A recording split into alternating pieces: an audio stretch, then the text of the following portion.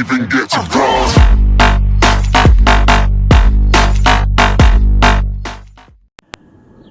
What is up, YouTube? Welcome back to Mind of a Madman. I know, it's been a very, very long time since my last video.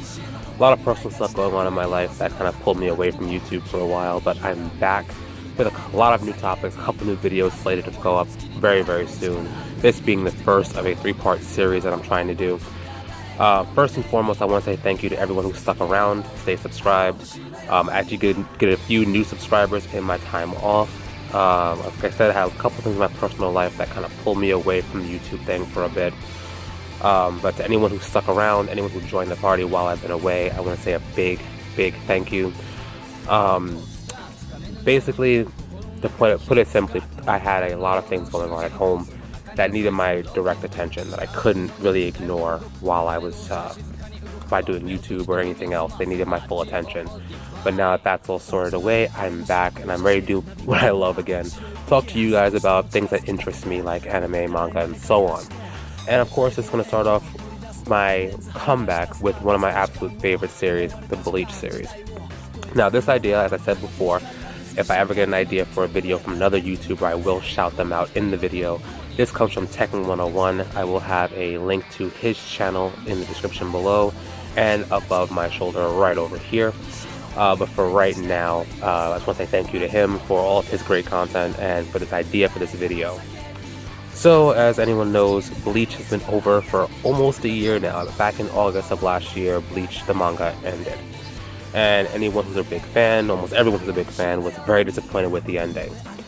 It seemed rushed. Of course, Kubo had his own personal things going on that rushed him to finish the series, which disappointed quite a bit of his fans. And we need to all accept the fact that Bleach is probably not going to come back anytime soon, because we've gotten bits of information here and there about possible comebacks, maybe rewrites of new anime, but right now nothing's confirmed.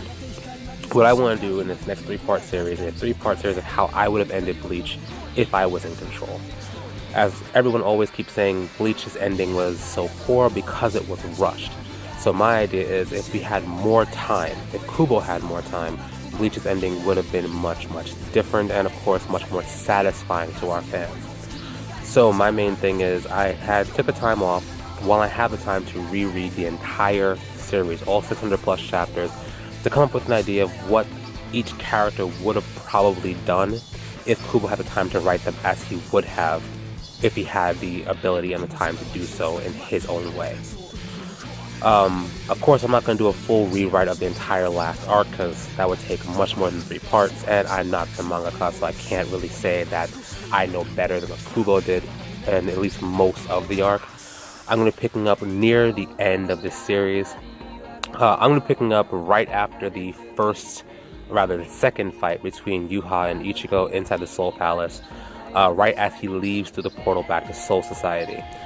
There are going to be a few changes here and there. First off, I don't think anyone was ever satisfied with Ichigo's new Bankai.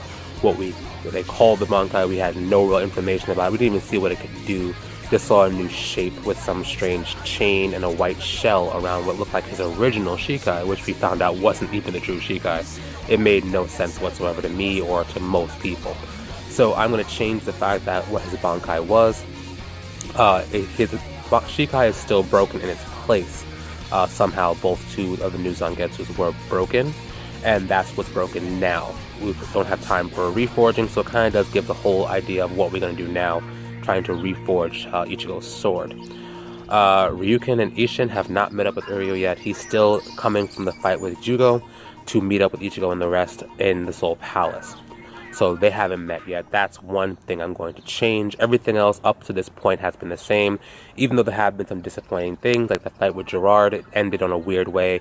The fight between Uryu and Jugo I didn't think ended the way it should have, but I will leave them as is and start the story from the point when Yuha first leaves Ichigo behind, and with the great threat over his head saying, hey, follow me if you want to, but I'll ruin everything for you if you decide to follow me. That's what I'm going to pick up on.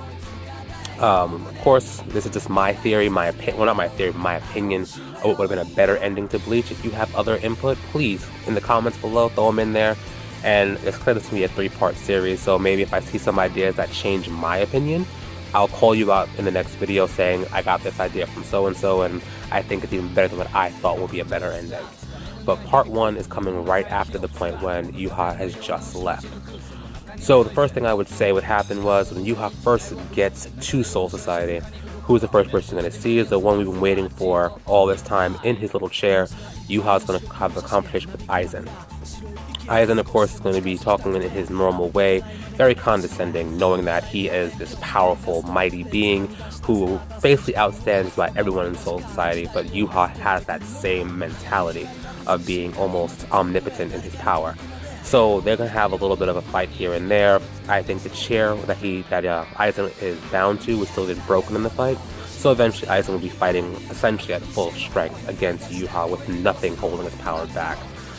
The fight would last for a little while, maybe a chapter or two, before they start getting serious with each other. I think Aizen would have had a great chance of holding his own in this moment because Yuha is just toying with him, seeing him as not much of a threat. But of course, Yuha's power to see the future would give him a vision of what's coming, and we'll decide, okay, you know what, I need to hurry up and finish this battle because it's a waste of my time. I have more important things to do. So Yuha would start using more serious abilities that he has, including the Almighty Power and the Power Stone from the Soul King. And Aizen would, of course, have to, step up to match up with that power. I think his first thing that we'd finally see in his acting serious against Yuha was something that we've all been wondering since the first time we saw his power, his Bankai. Now, we've gotten Bankais from so many other characters in this arc. I think Aizen was one that we were owed and we never saw it. So I do think eventually we would see that during this fight. But in standard Kubo fashion, there'd be multiple storylines playing out at the same time. Aizen would go Bankai, we see a flash of power, some huge explosion, and cut to what we call Story B, which is back to Ichigo and everyone else in the Soul Society.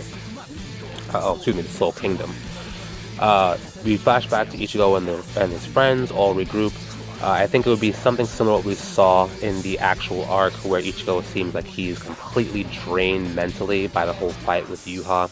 He feels broken because of the fact that he lost the fight so easily. And the fact that Orihime can't use her Sotenkishin to bring back Zangetsu to its true form because it's broken by the Almighty Power. So Ichigo will be healed physically by Orihime, but his mind would be broken.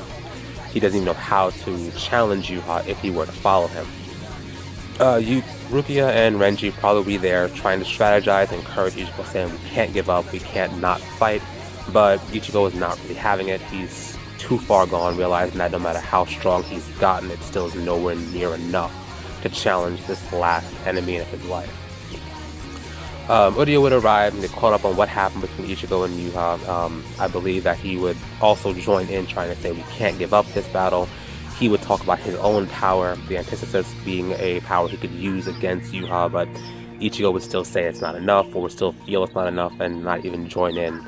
And his disheartened state would affect the rest of the team. They would start to become disheartened as well, and all the little plans they're making would seem like they're fruitless in the endeavor, and they would kind of give up. This would go on for a little bit until we finally get the characters who showed up with some big splash in the arc, but didn't really make much of an impact in the original series. Ishin and Ryuken would show up. Ishin, of course, Ichigo's father, Ryu's father.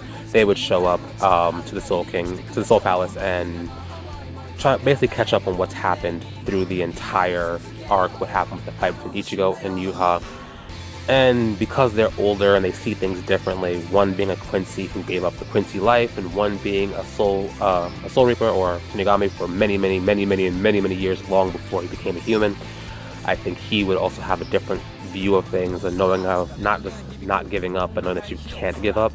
And I think one thing we all would want to see as well, especially considering what happened with Misaki, how she almost died because of Yuha, Ishin would want to go face Yuha for himself. So I think Ryuken would stay behind to talk to Uryu about what they could do next, while Ishin would take the time to go through the portal and go to face Yuha on his own. I think there'll be some little moment here that has been kind of built up for the series where Ishin is a big influence on Ichigo. Maybe a moment of talk between the two, something to kind of bring Ichigo's confidence back. Something to the effect of, you may have your mother's Quincy blood running through you, but you also have my blood flowing through you. And, Yuha can't control all of you because of my blood in you. And my blood's telling me it's time to fight. And he would say something to the effect of Masaki would agree that you can't give up. Ichigo, hearing this from his father and hearing about what he thinks his mother would say, would kind of reignite the flame inside of Ichigo's. He still has a broken sword at this point, but at least his confidence is starting to rebuild. Isshin would still go through the portal, go to fight Yuha. We wouldn't see him for another chapter or two. But while everything is being said and done, Tsukishima, I still think he would come back, because that was a good way to reintroduce these characters. I think they would do a little bit more than what they did in the original chapter, but they would still come back to help Ichigo fix his sword. Of course, he would make some sarcastic comment, everyone would jump to look, and before anyone could react, he would slash Ichigo. Now, we wouldn't see what this does. Of course, we know from reading the original arc that this is how Ichigo's sword gets fixed, but in the chapter, we wouldn't be able to see what happens just yet. But of course, at this point, because it's a cliffhanger, and in Kubo's normal style, we flash back to the other story with Aizen facing off against Yuha. It's basically going on at the same time with all this talk.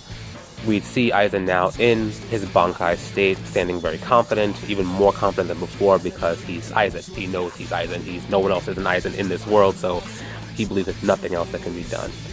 Big problem here is we don't know what Aizen's Bankai can do. We do know his ultimate hypnosis can basically make you see and think and believe whatever he decides he wants you to see in his Shikai form. His Bankai we can only speculate on. One theory I've heard quite a bit that would be an interesting Bankai for him is it's no longer just illusions. He can create small pockets of space-time in which his illusions are legitimate. They're real. So if he wants you to see that you have an army of Aizens fighting against him, his power can expand that to see actual physical creatures that didn't actually exist before that are him or whatever he wants them to be.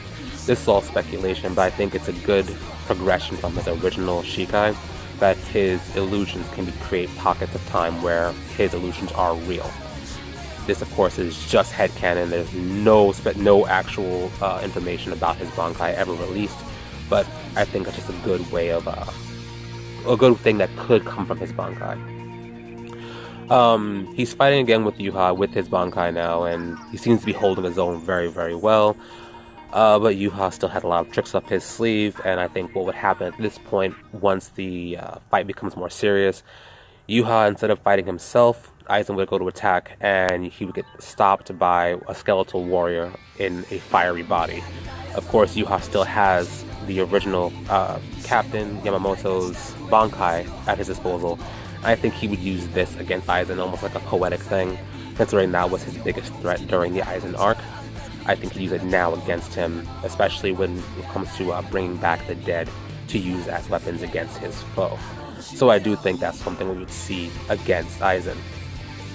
This fight will go back and forth, and we already come to suspect that even though Aizen is Aizen, Yamamoto was stronger. If it wasn't for Wunderweiss back in the Aizen arc, Yamamoto would have beaten Aizen, in my opinion. So I do think with everything with Yuha's pulling up, including Yamamoto's Bankai, Aizen will be pushed against the wall, and we would assume Aizen's about to die. At this point, this is when Isshin would arrive, and he would witness the fight going on and kind of get in the way of Yuha's assault against Aizen. We get a little bit of witty back and forth between the two, and then we hear something from Isshin, something to the effect of his Engetsu, which of course is his Zanpakuto. We've never seen his Bankai either, but he was a captain in his time. So it's already essentially stated he does have a Bankai, as every captain except for Kenpachi had a Bankai. I would think some kind of quote would come up from Isshin to leave a big cliffhanger for this. Would say, do you want to know why I've never used my Bankai in the living world? It's because my Zanpakuto is the only fire type that can be as dangerous as Old Man Yama's. Of course, big scream, big explosion, Bankai, ends in a cliffhanger. And that's what part one of what I think the story should have been, how it would have ended. Like I said, it's going to be a 3-part series. This is just the start. Part 2 and part 3 will be coming very, very soon. But this is what I think would be a different way the story could have, and in my opinion, should have ended. If you have any disagreement, if you have anything to add, if you think something is wrong with what I've said, please comment below with the discussion started, and I love to hear what you have to say about it. Part 2 should be up very soon, along with a couple other videos I have been planning out for a while I've been thinking about coming back to YouTube. So stay tuned for those, and until then, this has been Mind of a Madman. Remember to like, comment, and subscribe. Share this video to all your friends, and I will see you soon. Peace.